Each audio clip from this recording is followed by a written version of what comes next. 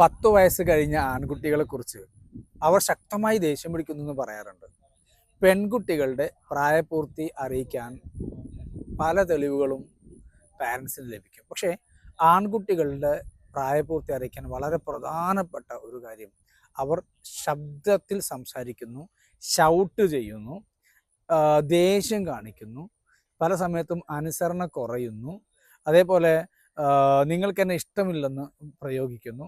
ഈ തുടങ്ങിയിട്ടുള്ള കാര്യങ്ങൾ ആൺകുട്ടികളുടെ പ്രായപൂർത്തി അറിയാനുള്ള നമുക്കുള്ള മാർഗമാണ്. അപ്പോൾ നമ്മളവിടെ മനസ്സിലാക്കേണ്ടത്, ശബ്ദം മാറുക, രോമവളർച്ച വരിക, കൂട്ടത്തിൽ ശക്തമായി ദേഷ്യം കുട്ടി കാണിക്കുന്നുണ്ടെങ്കിൽ അവനെന്തോ പ്രായം കൂടുന്തോറും പക്വത കുറയുന്നു എന്നതിന് പകരം അവരെക്കുറിച്ച് മനസ്സിലാക്കേണ്ട ഒരു കാര്യം, അവർ പ്രായപൂർത്തിയിലേക്ക് എത്തിയതിൻ്റെ ഒരു സൈനാണ് നമുക്ക് തന്നുകൊണ്ടിരിക്കുന്നത്. ആദ്യം പഞ്ചപാവമായ മോൻ അവൻ നന്നായി ശബ്ദിക്കുന്നുണ്ടെങ്കിൽ, അല്ലെങ്കിൽ ശക്തമായി നിങ്ങളെ കണ്ണിലേക്ക് നോക്കുന്നുണ്ടെങ്കിൽ, ദേഷ്യവും അമർഷവും നമ്മളോട് കാണിക്കുന്നുണ്ടെങ്കിൽ, എൻ്റെ മോൻ പ്രായപൂർത്തിയിലേക്ക് എത്തി, അഥവാ ടീനേജിലേക്ക് കടന്നു, അഡോളസെൻ്റ് ഏജിലേക്ക് കടന്നു. ഇനി മുതൽ അവന് നമ്മൾ റെസ്പെക്റ്റ് ചെയ്യണം, അവനെ മാനിക്കണം, അവൻ്റെ കാര്യങ്ങൾ നമ്മൾ കേൾക്കണം.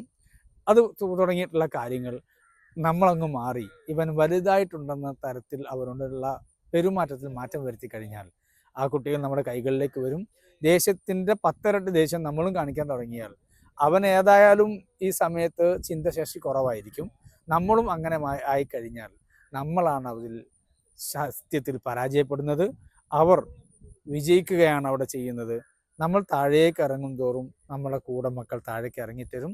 ഒരു പ്രത്യേക കാലഘട്ടത്തിൽ ഇതുണ്ടാകും. അത് കഴിഞ്ഞാൽ തീർച്ചയായും 19 വയസ്സിലേക്ക് എത്തിക്കഴിഞ്ഞാൽ അവർ തിരിച്ച് ശാന്തരായി വരുന്ന കാഴ്ച ആൺകുട്ടികളിലും പെൺകുട്ടികളിലും കാണാൻ കഴിയുന്നുണ്ട്. അപ്പോൾ ആൺകുട്ടികളുടെ ദേഷ്യം എന്ന് പറയുന്നത് അത് നിങ്ങളുടെ അമർഷമല്ല, നിങ്ങളോടുള്ള സ്വഭാവ രീതിയിലുള്ള തെറ്റല്ല, പകരം പ്രായപൂർത്തി അറിയിക്കുന്ന ഒരു പ്രധാന സൈനാണെന്ന് ബോധ്യമുണ്ടാവുക.